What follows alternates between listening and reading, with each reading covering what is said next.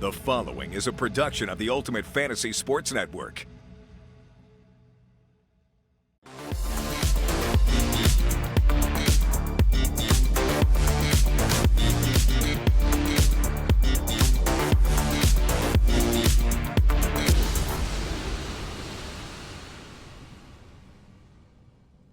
Welcome to this Ultimate Fantasy World Junior Preview Show. My name is Dean Millard, part owner, along with Craig Button and Ian Constable of East End, and I have UFHL insider Larry Fisher on this special edition of UFHL Now. Larry, what a weekend it was as the rosters were decided for the first ever Dynasty World Junior League Ultimate Fantasy World Junior. Welcome to the show. How was your weekend? How did you see it going? That was awesome, Dean. That was the most fun I've had hosting a draft or doing fantasy hockey in a long time, just because it's so unique, so revolutionary to be doing a World Juniors draft, and not just drafting every single player that's in this year's tournament, but also players for the future with the dynasty aspect, and then just seeing all the strategy and the way it all played out. It was a ton of fun for myself, for all 10 franchises, and can't wait to reveal the results today. Well, I can honestly tell you, you did a brilliant job of hosting it as usual, and Ian and I, we're not surprised when we see it, and Craig Button was thoroughly impressed with your knowledge and how you handled things, so kudos from East End. It was a great job, and I'm really looking forward to the pre-tournament games when they get going, and especially Boxing Day. I know for your family, for my family, for a lot of families, the World Juniors is a tradition, and now we have a new tradition that we can start in Ultimate Fantasy World Juniors, and families can be a part of this and really have a lot of fun. I think this is going to be a really, really unique feature for the 10 countries and many other people involved. Absolutely, Dean. And just the vested interest. Now, some days you look at the World Junior schedule, you're like, I'll sleep in for that game, or, this game doesn't really intrigue me. Every game has significance now with the UFWJ and the 10 countries, 10 UFWJ countries drafted players from all 10 real world countries. So it's going to be a lot of interest, and just like I said, it's that much more of a vested interest for everybody that's involved in UFWJ. And I think the outside, the public are really going to take a liking to what we're doing with UFWJ too. Elite Prospects has been promoting it quite heavily already, and having people like Craig involved, I think, it's going to get a bit of mainstream attention, and it's going to be a lot of fun for everybody to follow along. I loved what Elite Prospects did with their picks on Twitter. That was brilliant stuff by Rob Love and Ed Palumbo and the fine folks at Elite Prospects and Fantalytica that make up Elite Prospectia. So I love what they did, and I also love the scoring system. And for those watching, when we start revealing the rosters, this is what people and the people that we're drafting were basing the rosters on. And the beautiful thing about this, Larry, is there's so many categories that you can take different strategies. East End can go in one direction with one position, while Val Takunia could go in a different direction with another position, and we could both end up very close or far apart. It's all the gamble of your strategy, but there are many different ways you can approach this. Again, very unique scoring system for year one, especially being a total points league, start to finish for the World Junior Tournament. The goaltenders, very intriguing to see the different strategies that played out there with the way when and how the goaltenders went off the board, and then time on ice. We drafted the back half of the draft. We did 15 rounds per day, 150 picks per day, and day two was just as important as day one, especially when you factor in shots on goal, time on ice, and again, drafting all 250 players that are part of this year's tournament. 10 countries in the real world, each bringing a 25-man roster. Well, the UFWJ countries all have 25-man rosters as well. And with every shot on goal, and if a player plays 20 minutes time on ice, that's one fantasy point. So every player is going to have value, and it's going to be amazing to see how that depth really becomes either a deciding factor or just can be a difference for franchises as they battle for the UFWJ podium. And you never know when an injury could elevate another player and they start contributing more stats than you thought, or vice versa. And I also have to say kudos to the 9 other countries that were drafting in the fact that we got this finished in such a timely manner. This wasn't the UFAFL 53-round draft, but it was still, we were drafting a lot of players and people were prepared. So good on all the countries to get that done, and so we could all enjoy our weekends. I thought it went really, really smoothly from an owner's point of view, and I'm sure from an executive point of view, you were pretty happy as well. Totally, Dean. It went off without a hitch, the draft side, and again, hopefully the tournament does as well. We don't want any COVID to throw any wrenches into our tournament, so knock on wood, hopefully the actual tournament goes as smoothly and excitingly as the draft did. But you're right, everybody was very prepared, and just the knowledge that everybody had of that player pool, because he drafted 300 players, 250, every player from this year's tournament, plus 50 prospects for future WJC tournaments. Everybody was prepared. Everybody picked in a timely fashion, and all 10 franchises were represented both days. So there was no auto picks. Everything went to script, and it couldn't have went any better on the draft front. All right. We've forced the franchises to stay quiet long enough. I think it's time, Larry, we start revealing the UFWJ rosters. What do you think? Absolutely. Looking forward to it. Can't wait to see how the results played out.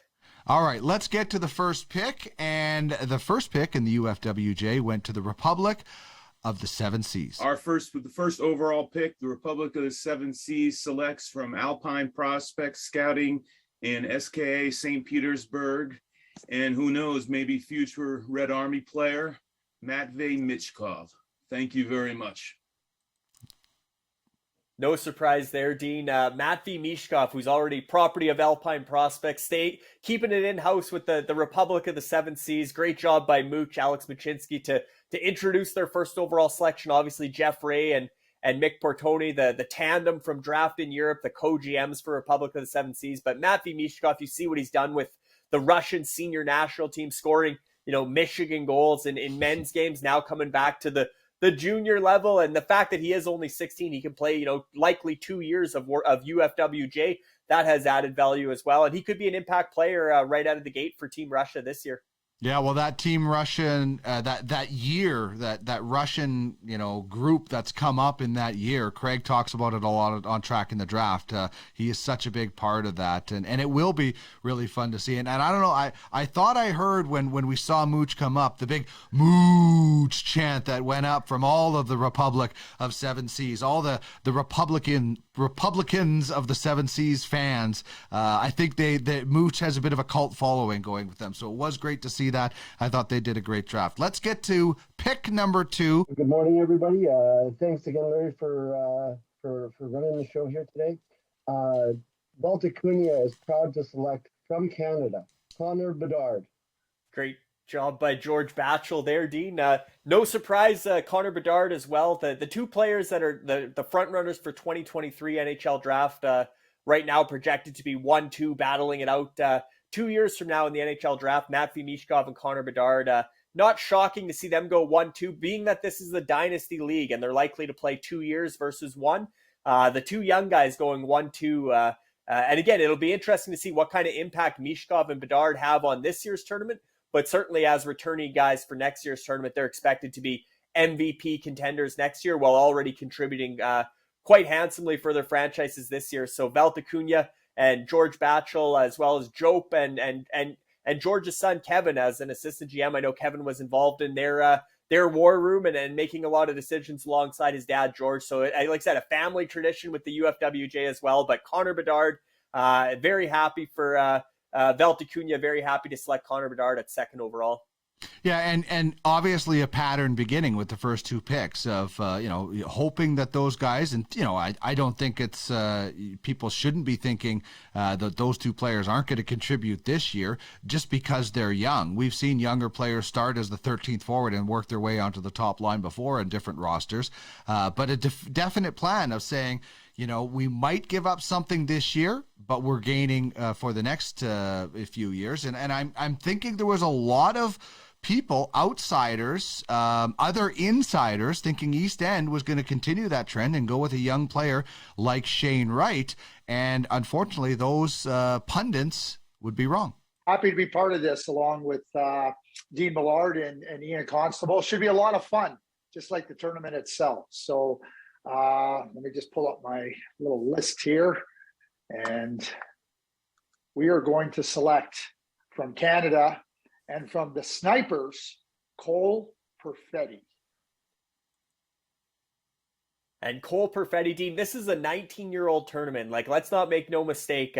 Michkov and Bedard are phenomenal talents, potential generational talents, but they're 16 years old playing in a 19-year-old tournament. Cole Perfetti is a 19-year-old coming back from pro hockey. He's got games in the NHL with the Winnipeg Jets. He's been a standout in the AHL with the Manitoba Moose. He's coming in here to dominate this tournament the way we've seen other players loaned back from pro dominate in years past. So to get the top, as I call them, lone ringers in Cole Perfetti to be your franchise player for East End, I think yourself, Craig Button, great to have Craig involved with the UFWJ. Great to have him announce the first overall pick. But for yourself, Craig and Ian Constable, to have a ringer like Cole Perfetti be your franchise player, you got to be happy with that first round selection. We were ecstatic. We had a definitive plan. Like I said, I know there was a lot of people that thought because of the high-level scouting connection, we were going to go with Shane Wright. We made it clear with our picks that we feel that this is a 19-year-old tournament, especially our first couple of picks. And just a little preview, we did record our Zoom meetings. There will be a East End behind-the-scenes draft video coming out where you will see how excited Ian and I were when the second pick was made, and we knew. And that's a big thing, Larry, about this is, as much as it's important for you to make the right picks, you also have to things fall into your lap sometimes. And, a couple of times we were, felt a little pat on our own back when somebody else said, East End stole our pick. But that also happened to us a couple of times down. And that's just as much of, in the draft as well as, this player fell to us or this player didn't. Now we got to take our backup. But that didn't happen with our first few picks. So we were very, very ecstatic to get a guy, like you said, in Cole Perfetti, who, there's a lot of guys that could be MVP candidates. I would put him near the top of the list, and he was on the top of our list. So we were very, very excited when that happened. And following us was the pick from Monstopia. With the 4th overall pick in the inaugural UFWJ draft, Monstopia is proud to select Jesper Wallstedt, goalie from Team Sweden. The first goaltender's off the board, Dean. Jesper Wallstedt, obviously a guy who's been in the World Juniors before. He's a returning guy, a first-round pick in this year's draft. Fell a little bit in the draft, down to 20th overall as a kind of the consensus top goalie for this age group, and everybody thought he'd be a top 10 pick. He fell a bit in the draft. I think he's out to make a statement for Sweden. Sweden certainly wants to make a statement by getting into the medal games and winning a medal this year, and a lot of that will ride on the shoulders of Jesper Wallstedt. So Gabe Foley and Monstopia franchise with Jeremy Plamondon and Mike Moore and the LeBlanc family really do want to see Jesper Wallstedt backstop Sweden to a medal. So the first goalie off the board, and great to have Gabe Foley in the fold as well, Dean. He's a real rising star among the young scouting group. I know he made a comment during the draft that we were talking about a draft from the mid-90s, and he said that, it's funny to hear you guys talking about World Juniors that were before I was born. And so a young guy, but a really good hockey mind who if you follow Gabe on Twitter, he knows what he's talking about. He puts in the time and the research. So he did a great job drafting for Monstopia as their GM and starting it off with Jesper Wallstedt as their franchise goaltender. That did make me laugh when we were talking about the 1999 World Juniors, because we took Jan Lasek, whose father played in that tournament. I got to watch him live, and he was mentioning he wasn't born. That makes guys like us feel a little bit old, unfortunately, but that's the experience that we'll just call that. So I did love that, and I loved it was fun. People were making different comments about picks being taken, and there was a real kind of a camaraderie, even though we're all competing. So I loved it. And I mentioned that you have to make adjustments on the fly. And Elite Prospectia, they were putting their picks out on Twitter, their choices, and people were voting on them. But they had to make they had to call an audible at the line of scrimmage with their first pick. Here it is. I'm with Elite Prospectia. In conjunction with a little bit of Fantalytica, Elite Prospects is going to override our Twitter voting, which is how we were supposed to draft our team. But because one particular person fell, we are going to be taking from Team Canada, Shane Wright. Yeah, Rob Love with the selection there. Him and Ed Palumbo. Ed did day 2, Rob did day 1. But certainly elite prospects, I'm sure they thought, like you said, that Shane Wright wasn't making it past East End at number 3. And so what they did is they put out a Twitter poll for each one of their picks in the first day of the draft. So 15 rounds. They said, here's going to be, 4 candidates that we think are likely to be there at 5th overall. Who should we take? Well, Shane Wright's name wasn't on that list because they thought there's no way he's making it to 5th overall. He was there, and like I said, Rob Love called the audible and took Shane Wright as their franchise player. And certainly I think, Shane Wright's a guy who's coming into this tournament expected to be the 1st overall pick or the front runner for the 2022 NHL draft, and he wants to solidify that status with a real strong performance in this tournament for Canada and also for Elite Prospectia. And just like said, Dean, great to have elite prospects in the fold in UFWJ and to have them. And they got good engagement on their Twitter polls as well. They were getting well over 100 votes per round, even into the 14th, 15th round. So great idea by Ed and Rob to help get their community, the elite prospects community, to help draft their roster. And I'm sure everybody will be excited with their results. Yeah, and those votes, like those picks are fast, like they're happening fast. So to get that many votes was actually pretty cool. I thought that was great, and I'm not going to sit here and say Shane Wright is a bad pick because I'm hoping that he'll be on this roster at some point in the draft. I think he's a phenomenal pick. I know Trish was she wanted Shane Wright on East End, but she was ecstatic that he went early because of the high level scouting. And I think Shane Wright is going to have a phenomenal World Junior tournament and a phenomenal UFWJ tournament. Okay, so that's the first 5 picks. Let's get to the back half of the first round. Pick number 6. CanWest selects from Team USA, Bedard and Michkov. Curtis Johnson and CanWest, obviously a big part of the UFFS community with the CanWest Scouting Agency, CanWest Generals in the UFHL, CanWest Corporals in the UFAHL to come, and now the country CanWest gets their first franchise player with Bedard and Michkov, and they're obviously very excited to take one of the returnees from the gold medal winning American squad last year. Bedard and Michkov is going to be the offensive force for the U.S. this year, and certainly a nice way to start the draft off for Curtis Johnson, Harrison Fallow. I know Chad Johnson as well is involved with the CanWest country and the World Juniors. Curtis's twin brother who played in the NHL for a lot of years as a goaltender. So they have a good group there, and they're definitely happy to have Bedard and Michkov in the fold as their first round pick. And how could you not? A guy who's going to be a driver. We look at guys like Cole Perfetti and Kent Johnson as those guys for Team Canada, and I think Beniers is going to be that one of those guys, and there'll be many for a country that's a lot. Most people expect to go to the Final Four, if not the gold medal game. So you're getting a lot of games and a lot of potential, superstars and guys that can break out in that regard. Okay, so this is one of my favorite flags of all the countries as well. Let's get to the pick from Scoreway. On behalf of Dale Hardy and Scoreway, they'd like to select from Finland, Joakim Kemmel.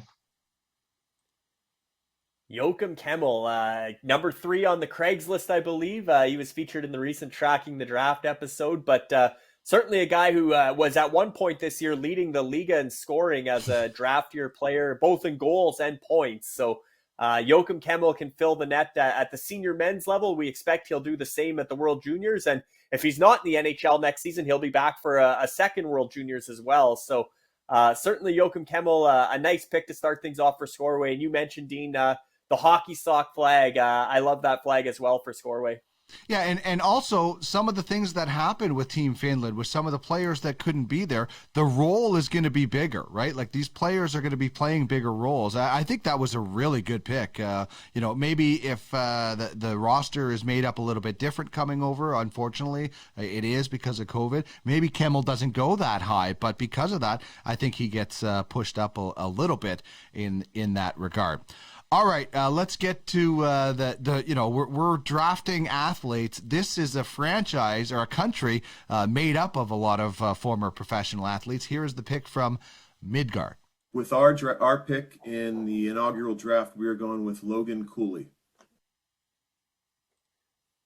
And that's Dan Esposito making the pick there for Midgard franchise. Dan, a former NFL player with the Philadelphia Eagles, but that franchise ownership group also includes Dave the Hammer Schultz, former Broad Street Bully, NHL record holder for most penalty minutes in a single season. Dave's really excited about UFWJ and getting involved in the hockey side. He's on as a digital athlete NFT for the Legends League, but to now have a hockey franchise to cheer for with Midgard, I know Dave's really excited, and as is Dan, and I know they brought Luke Schonweis on as sort of a late addition to the ownership group, and Luke did a lot of the drafting for Midgard this weekend as well. So definitely starting it off with Logan Cooley, who is number 2 on the Craigslist. We just talked about Joachim Kemmel at number 3, and Shane Wright went shortly there before to Elite Prospectia. But the top 3 from the Craigslist are all off the board in the top 10 in the first round of the UFWJ draft. Well, this next pick is quite interesting. There's been a kind of a rivalry built up, mostly on my end, taking some chirping shots at Arnie Entz of Anarchia. But I love it. A natural rivalry building between Anarchia and East End. And we'll see later on in Fisher's predictions if either one of us are on the podium. But it's great to have that. Fantasy sports, we get into fantasy sports because of the chirping and, you have some fun. So I love already that we have a natural rivalry with this country that made their first pick, which has a guy that is in kind of my backyard. But we'd like to select from the Red Army, from the Edmonton Oil Kings, playing for Team Canada, going to be the starting goalie, Sebastian Cosa. And such an important player for Team Canada this year, Dean. Sebastian Kosa, their goaltender.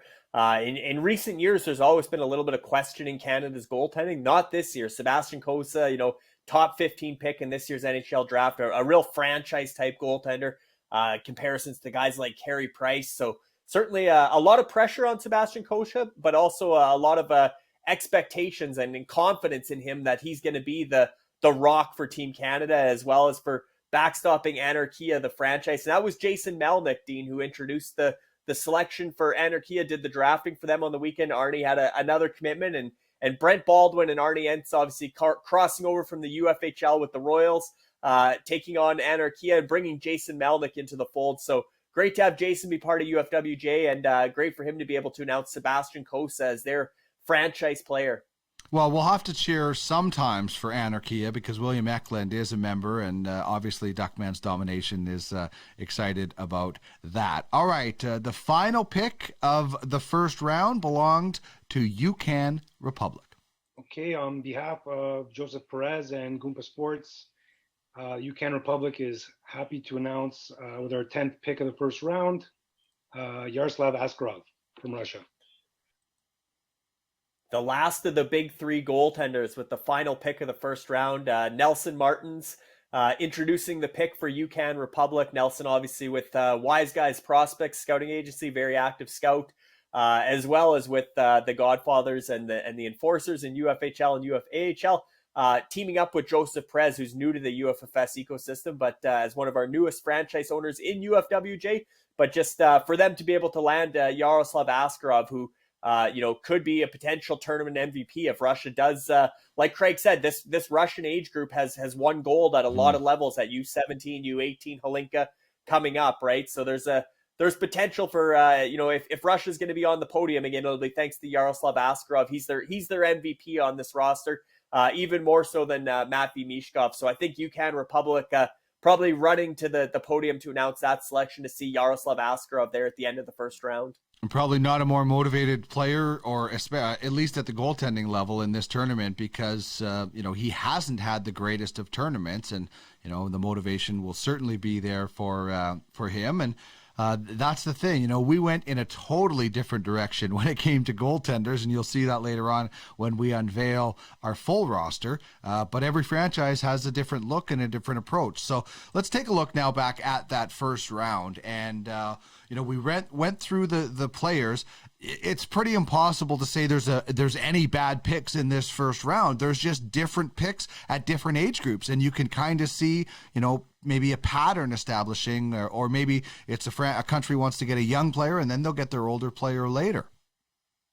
Yeah, there's a few patterns. Obviously, the 1-2, the 2023 battle for first overall in 2023. Matthew Michkov and Connor Bedard, the two 16-year-olds that'll get multiple tournaments right off the bat. The three goaltenders, Dean, that was obviously a trend that we thought the big three might go in the first round, and they did.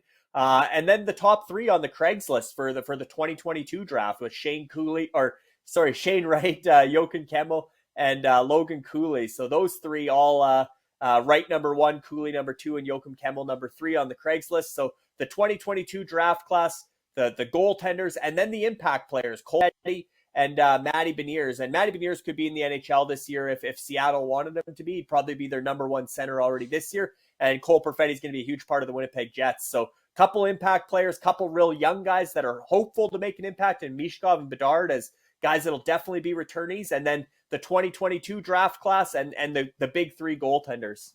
Well, and you see that in especially playoff drafts. You know, when you go into like an NHL playoff draft, goalies go on a run and everyone, I got to get my goalie now because they're all going. This is a little bit similar because it's a short tournament, so you want, the games played, the guy who might go the farthest, if that's your strategy. There's different strategies for different countries, but it is kind of a little bit like that NHL playoff pool. And the other kind of big story from this first round, 0 defensemen. But that changed immediately in round number 2. Yeah, not surprising that Republic of the Seven Seas followed up by taking the first defenseman of the draft, Jake Sanderson, and then Elite Prospectia grabbed Owen Power. They're both powerhouses in the NCAA, really dominating at that level. But to see the two big defensemen go off the board in the second round, not a surprise. The run of goalies was a bit of a surprise in the second round.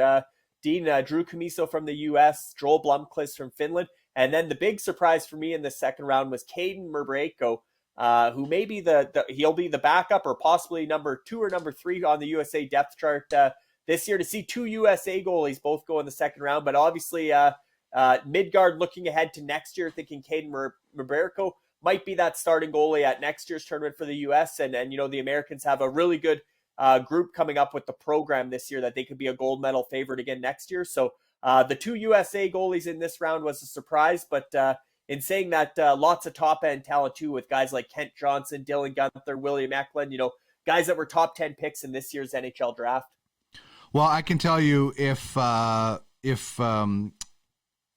Republic was running to the podium to take Askarov in round 1, we were doing our best Usain Bolt impression to announce Kent Johnson. So we were ecstatic that we feel we got two of the top players on a country we think can win gold. So and our strategy was clear with our first couple of picks. We were taking the guys that are going to help us this year, and then on day 2 we really looked to the future. But again, some really good players. We did look at a few other guys, but we just could not pass up Kent Johnson, and that shouldn't be a surprise to anybody that knows Craig with that Michigan connection.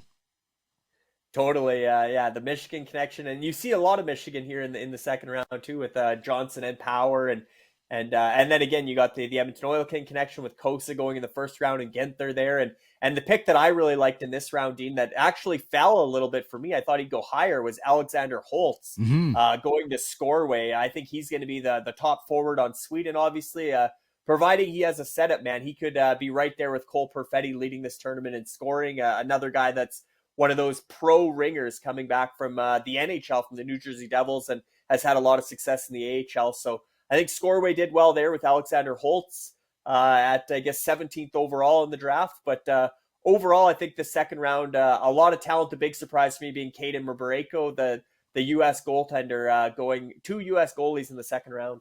And it's not just about saying, okay, which team is going to go to the final or which 4 teams are going to go to the semifinals. For us, we looked at, which games are going to create the most points. And that's, you can see a bit of a real trend with East End, and I'm not sure about the others, but we really went heavy on the one pool where we feel there's going to be more blowouts and took a third Canadian with our pick. But, a guy like Simon Nemec, he could have been a pick for us at that point because, we're obviously Craig is really high on him. But for us, that was also a strategy. Which games are going to create the most points and the most opportunity for our players to generate those points as we look at round number 3 history. And, I look at some picks that we didn't get to pick, like Topi Niemiela. I would have loved to grab that player because I think he could end up being the top defenseman in this tournament. Yeah, Dean, and I think you're right. The strategy side of drafting the UFWJ, especially the inaugural draft, having never been through this before, just fascinating. And again, like I said, East End coming out with 3 straight from Canada, grabbing Perfetti and Kent Johnson, then coming back with Olin Zellweger, potentially 3 members of Canada's top power play unit. A really interesting and likely successful strategy there. And you mentioned, Dean, 5 defensemen, 5 forwards in the 3rd round. Simon Edvinsson's going to be a big impact player for Sweden. Topi Niemela is going to be a big impact player for Finland. And then some other guys, even like Merit Kuznetsov, who I think could actually be the go-to forward for Russia going to UCAN Republic at 30th overall, could be a steal. And Mason McTavish to Val Takunia being another one of those guys that's got pro experience this year. And maybe one pick in this round, Dean, that was a bit of a surprise, but a guy that's got a lot of intrigue heading into this tournament is Brad Lambert. To Scoreway from Finland. There were some questions whether or not he'd be in this tournament. He made it, and he's going to try and make a strong impression to get himself back into that conversation of potentially pushing Shane Wright as well. Another guy with the absence of Atu Ratti that's going to get increased playing time, and you said an opportunity for him to avoid what happened to Ratti last year in dropping. Maybe he can raise his stock. So that's the first 3 rounds, and now we can start taking a look at some full rosters, and we might as well start with the number 1 team that had the number 1 pick going into this, and that is the Republic of the 7 Seas. We saw them take Michkov first. So, when you look at the overall roster, Larry, what do you see? I see a lot of youth up front, Dean. I see a ton of players that are likely going to be multiple WJC, UFWJ. There's going to be a lot of returnees here for the Republic of the 7 Seas. And that was clearly a strategy for Jeff Ray and Mick Portoni, was to load up on guys that had potential to be returnees. There's Dalibor Dvorsky's a young guy that's also in probably the top 5 in that 2023. Philip Masar and Marco Kasper, 2 guys that could be top 20 picks this year. Even a guy like Yuri Kulich and Servek Petrovsky are draft eligible guys in 2022 that a lot of people think could have breakout performances at this tournament. And then also, Dean, obviously is a returnee. Jake Sanderson is a real horse on the back end. He'll be arguably the top defenseman in the tournament. And Scott Morrow is the one that I would really watch out for there, that has been impressive in college, and I think he could make a big impact for the U.S. And another guy, along with Namick, that if they're not in the NHL next year, they'll probably be back in this tournament. But overall, I really like this roster. The one thing that I was surprised with is Jeff Ray. He's from Canada, Canadian roots. Not one Canadian player on Republic of the 7 Seas. I think they're the only franchise that on a 25-man roster didn't get one Canadian player. But they did get a couple Americans, and the rest of it's European, which is fitting that they Jeff and Mick are from the Draft in Europe Real World Agency, and they went European heavy, and tons of players from Alpine Prospects as well. So they have a real vested interest with the Republic of the 7 Seas. I like it. What I didn't like is they took Levi Marilainen and Radoslav Elias right before we were going to. Elias, we were taking him. Marilainen, we were hoping after Blomqvist went that people would forget about him a little bit. It didn't happen when we wanted him, but they did steal Elias from us right out from under our nose. So I know we did that to Monstopia a couple of times, and we apologize. Well, we don't apologize, but yeah, what's good for the goose is good for the gander, and we got it back as well. So let's take a look now at Val Takunia, who had the second overall pick, and went with Connor Bedard with the first overall pick, as we talked about. What do you like about the rest of this roster? Yeah, George Batchel and his son Kevin drafted for Val Takunia. Really like the forward group. A lot of firepower up front. I think they got some Monarchs as well. George is the GM of the Monarchs. They got Fyodor Svechkov there and some guys that they have in their own system as well. But in general, I think the forwards are the strength here. They do have Luke Hughes on the back end, but I'd say their defense is maybe not as strong, although they have a lot of guys like Tyler Clevin, who's not going to put up a lot of points likely, but he's going to log a ton of minutes as a shutdown guy for the U.S. And again, time on ice being a category is interesting. They have the U.S. goaltender. So if the U.S. does well again with Luke Hughes and Drew Caniso, I think this franchise has potential to make a lot of noise and certainly be a medal contender. Thanks in large part, though, Dean, to that forward group. I think their top 9 stack up well against any country in the UFWJ. Well, and you also have to make your stand and say, we feel these countries are going this far. We don't feel these countries are going this far. And, if you didn't think Sweden was going to get out of the quarters, because they often don't, even though they have great round robins, maybe you're staying away from Swedish players or whatever it is. So you have to have, you have to have a sort of a plan, and this is going to sound weird, but you have to be flexible enough to adjust and call the audible, like Elite Prospectia had to do or chose to do. So, have a plan, but don't be so rigid that you're not giving up an opportunity, in my opinion. All right, let's get to East End. And, we said Cole Perfetti, and then we saw Ken Johnson. We went heavy on Pool A. Your thoughts on East End's roster? Very interesting strategy. Again, I think I look at the forward group, and you can probably go at least 10 deep of promising forwards. I really like the top 4 on defense, with some value there potentially in the later defensemen as well. And then the goaltenders, Dean, and I'll let you elaborate a bit on the strategy there, but you got potential starters from Austria and Germany. So not the biggest names in Sebastian Reinschitz and Nikita Kapp, but potential to be valuable contributors with the scoring system in the UFWJ. Well, and full credit for our decision went to Ian Constable in our very first meeting with Craig and Ian. Ian, came up with why, and I'm not going to sit here and divulge our entire strategy, but why we wanted to do this, and we just think that the way the scoring is set up, we could end up, there's a possibility that Sebastian Ranischitz and Nikita Kwap could be facing each other in 3 relegation games. Like there's a strategy behind that, and I think both of those guys are going to face a lot of shots. And with our third goalie, we just took a chance. Our strategy was to try to get one goalie on day one, and we weren't terribly worried about getting the big 4. This might bite us in the butt, but this is the way we went, and you kind of have to stick to it. We think we're going to get a lot of points off of saves, and how often is the goaltender for Austria or Germany the best player on the other team because they're facing so many shots? Like, these guys could be facing 60 shots in some games. So we'll see what happens. It could be a gamble that backfires on us. We're hoping those top end forwards are kind of the ticket, the meal ticket, and then everything else supplements it. But again, another illustration of the different directions you can go in.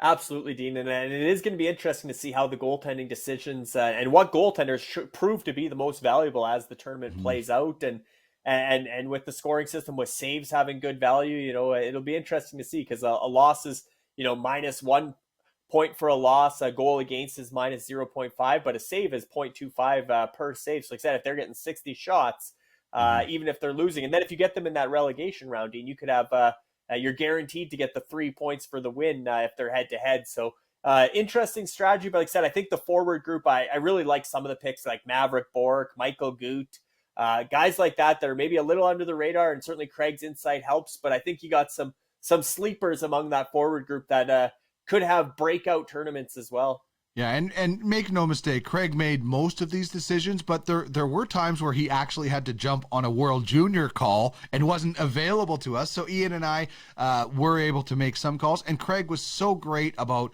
wanting input and asking our input. He could have just said, "Hey, I'm Craig Button, I'm going to run this draft," but he really, which I think a lot of the teams probably did. And I think that's the great thing, is you get together with, whether it's your buddies or a former NHL GM, and you can have a little bit of input. I certainly wasn't overriding any decisions that Craig was making, but he did give us some input.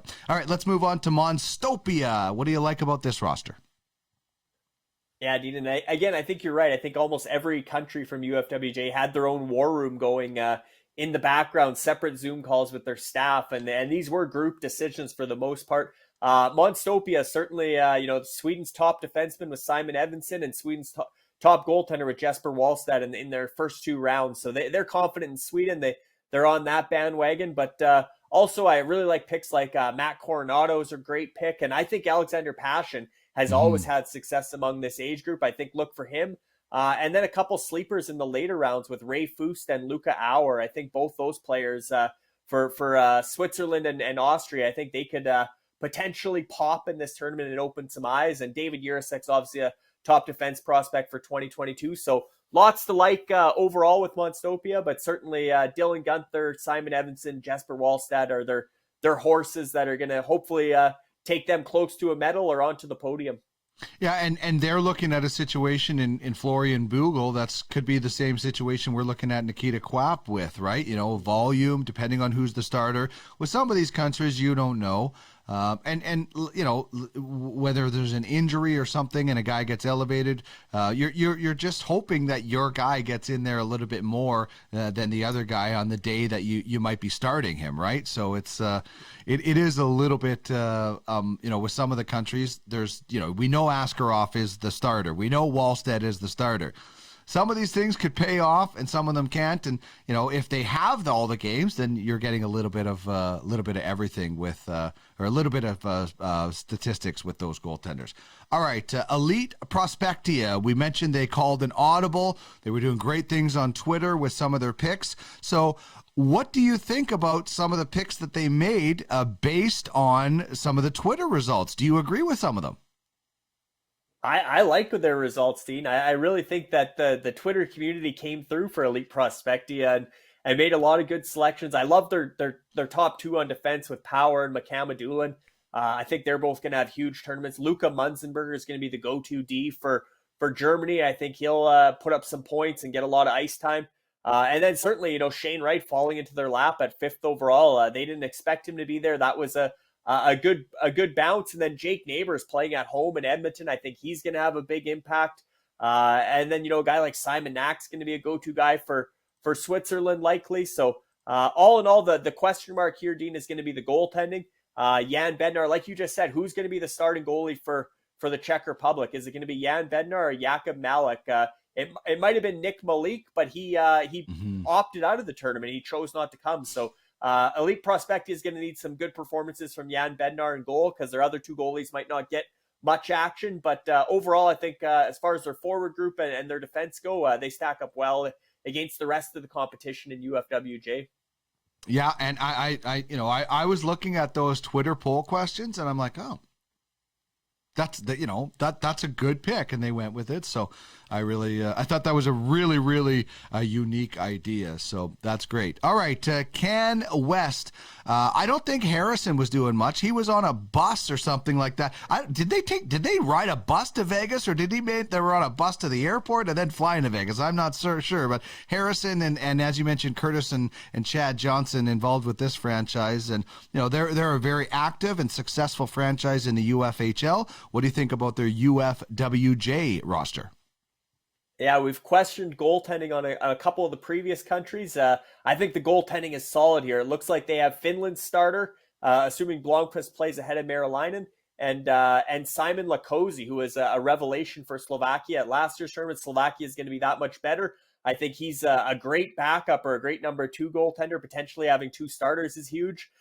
2 top-end defensemen with Topi Namela and Caden Gooley, who's going to be Canada's captain and leader. And then their forward group, a lot of guys. I think Oscar Olason's going to be on the top line with Sweden. I think, Matty Beniers, as you said, the offensive driver for the U.S. I know Pavel Novak here in Kelowna.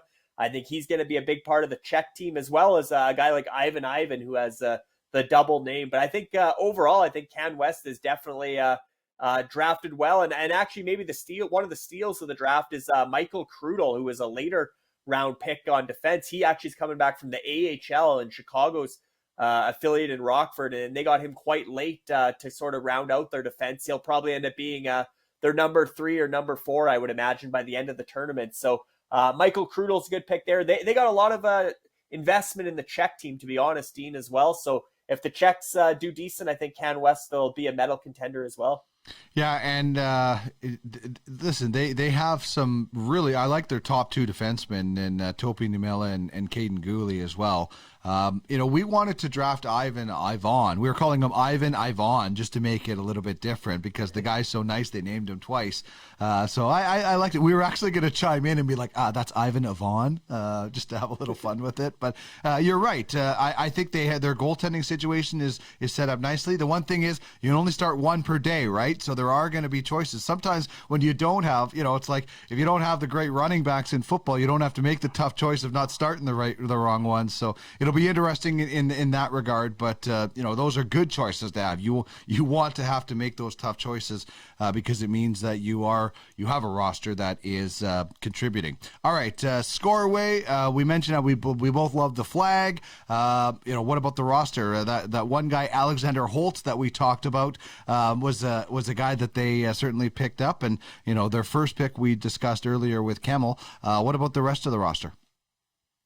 Yeah, getting those two young Finns, Joachim Kemmel and Brad Lambert, I think is, actually three potential top five this year's draft. If you still consider Brad to have top five potential, but Jurov Slakovsky, who's going to have a big role for Slovakia as well. I think getting those three young forwards and then having the veteran guy like Alexander Holtz, I think they're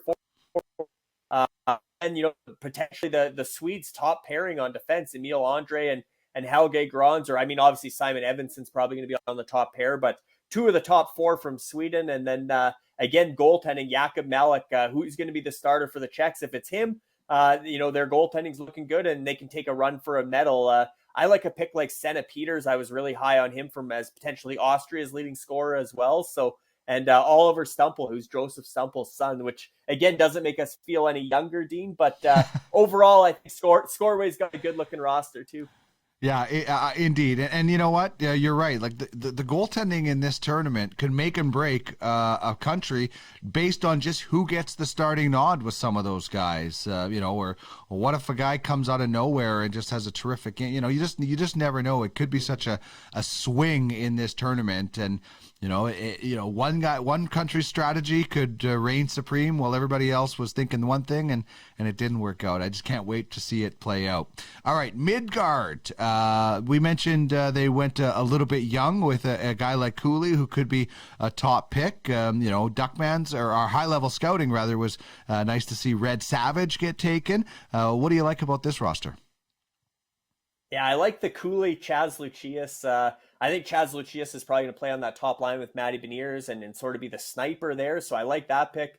Logan Cooley is going to be a 2-year guy, likely, unless he's in the NHL next season. So he's going to, again, a big showcase for Logan Cooley to try and challenge Shane Wright for first overall by outperforming him, outshining him on this stage at the World Juniors. And then on defense, I'm interested to see how Jack Pert and Wyatt Kaiser, the high schoolers, U.S. high schoolers that were drafted fairly high this past year, see how they do. And I think a guy like Martin Rysavy and Oscar Magnuson are two of their sleeper forwards in the middle rounds. But overall, again, Dean, goaltending, how many starts are they going to get out of those three goaltenders? None of the three are projected number one goalies for their country. So of the 10 franchises, Midgard's one that didn't get a starting goaltender. So that'll be interesting to see how many games and how many points they get from goaltending. But overall, a solid draft for Midgard as well. All right, let's move on to Anarchia. And I mentioned earlier that, and you mentioned it about the goaltending that they picked up. And obviously they've got some pretty nice skill up front as well. Going with the tandem from Canada with Sebastian Cosa and assuming Dylan Garand's the number 2, they're hoping, again, looking at that pool, thinking Canada's got a pool, maybe an easy win for Dylan Garand if he does get in the start, if they have a back-to-back. But on defense, I think, their top 3, I really like Lucas Cormier, Brock Faber, Kirill Kirsanov. I think those are power play guys. I like some of their depth on defense. I think their defense is one of the top in the tournament. And then up front, some sleeper guys as well. I think Brett Berard's going to have a big breakout tournament. I think Daniel Lungman's scored in this age group in past tournaments. A guy like Keanu Derungs could step up for Switzerland potentially, but certainly, like I said, William Eklund and Theodore Niederbach will probably be their go-to guys up front for Sweden as well as for Anarchia, the franchise. Yeah, I have no doubt Canada will be in the Final Four, so they're going to pile up some wins. What you have to weigh is how many shots is Sebastian Kosa or whoever is in goal going to face in those games? Does Canada give up 12 shots? and then that's where the strategy. Do you pile up the win points? Do you pile up the save points? And it will be interesting to see, but I don't think it's ever a bad thing to take Canada's starting goaltender in a World Junior tournament by any means. All right, the final roster, UCAN Republic. Yeah, last but not least, Dean, we got another goaltending tandem with the Russians, and 1 to 3, I think this is probably the best goaltending in the tournament. Yaroslav Askarov, backup Yegor Guskov, and then Kelly Klang, who I think might get a game for Sweden. So I think UCAN Republic hit it out of the park with their goaltending.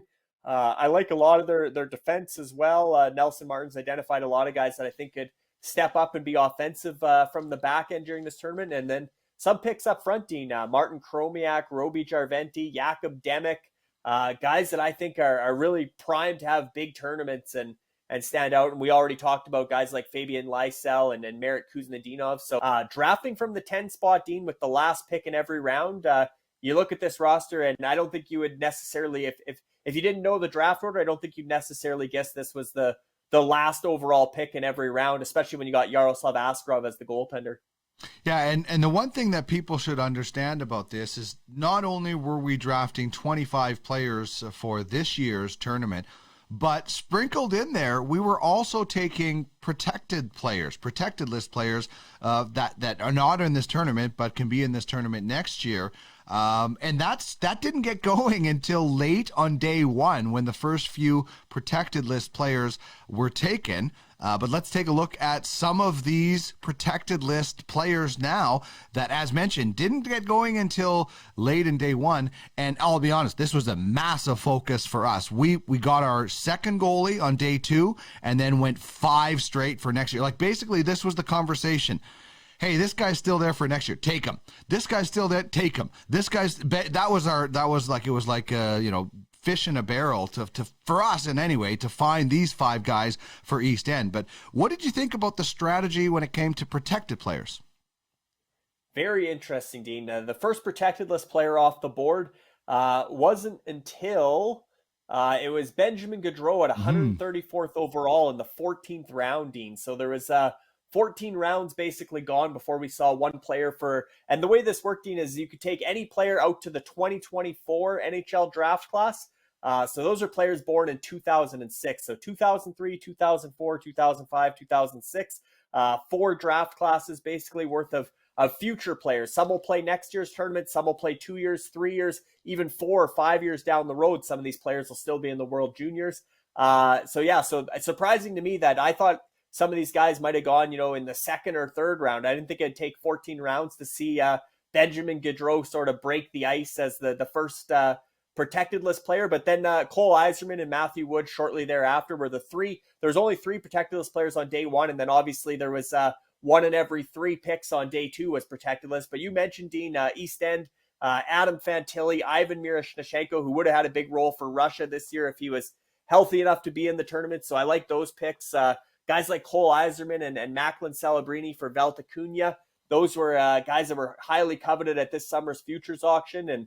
And certainly you look at Republic of the Seven Seas, they know that European market as well as anybody. They added 5 euros for their protected list. But everybody did really well here.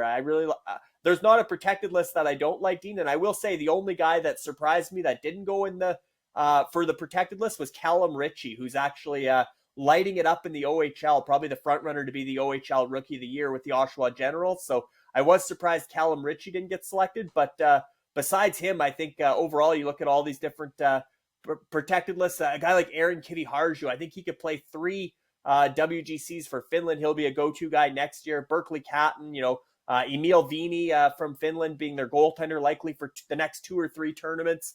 Ivan Demidov will have a big role in Russia. So overall, Dean, everybody did really well with their protected list. And it's going to be great to see these kids coming up, some for next year, some for the year after. And like I said, some of these kids might be 4 or 5 years before they star in the World Juniors. So it'll be really cool to follow these protected lists going forward and see how they evolve and how they're swapped out in the years to come, as well as they graduate to the active roster for UFWJ franchises. We had a really strong debate about Ritchie, and we were really close to taking him. And when he didn't get taken, it was almost like a celebration because then he's available, next year. He's not on somebody else's protected list. And that's another thing that, as we were going through, whether it's a player that was taken or wasn't taken, but when players were taken that, we weren't really fond of, we were almost celebrating just as much because then those players aren't falling to us and we're like, we don't want to take this player. But, so when guys were taken that we didn't want, it was actually, especially with some of the futures, we were like, okay, that guy's, maybe we're not sure about that guy, whatever player it might be. So it was such an interesting study in almost like, draft psychology to see the different things. We might be able to teach a college course on fantasy draft psychology here based on all of this stuff coming out of it. So we have one more thing to get to, Larry. And this is going to be maybe the most important thing that all 10 countries are tuning in to see. So we've gone through the rosters. We've gone through the picks. Now it's time for UFHL insider Larry Fisher to reveal his predictions. So as soon as you start talking, Larry, I'll bring up the graphic, and then sorry about your DMs.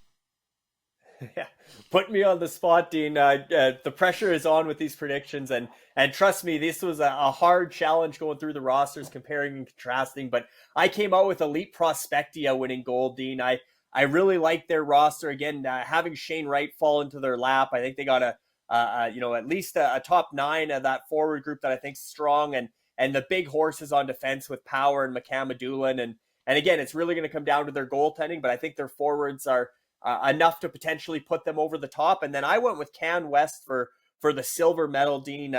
Matty Beniers leading the way, along with, like I said, Topi Namela and Caden Gooley. And I think that the potential to have 2 starting goalies with Blomqvist and Lekozy is huge. And then that third one, Dean, was a real tough one with Val Takunia prevailing for my bronze.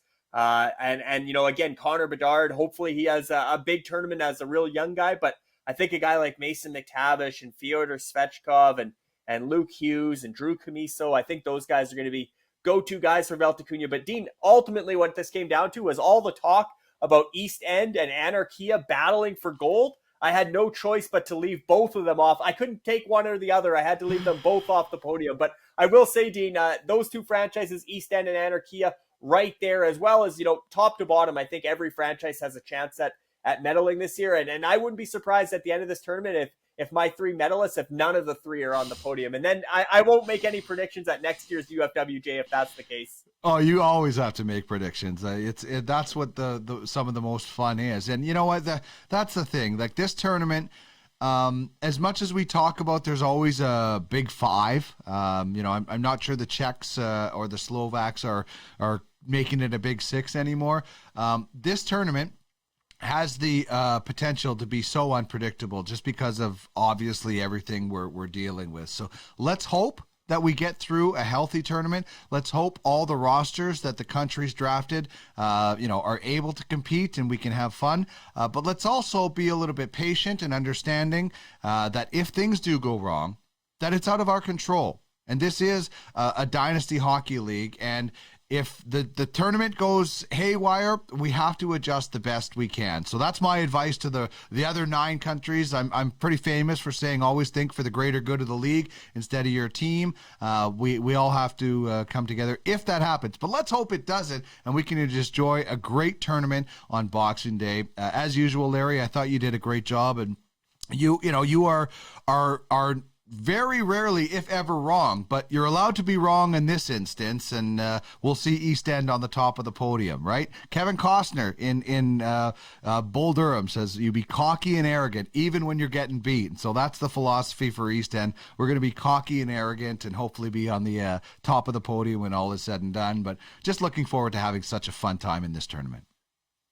It's going to be great, Dean. And again, like I said, I think that the UFWJ medal predictions were harder to do than the UFHL power rankings, which were a struggle in itself. And, you look at the actual World Junior Tournament, Dean, and it's easier to rank those countries 1 to 10 because here the talent is spread out over all 10. Everybody but the Republic of Seven Seas has players from Canada. Everybody has players from the US, players from Russia.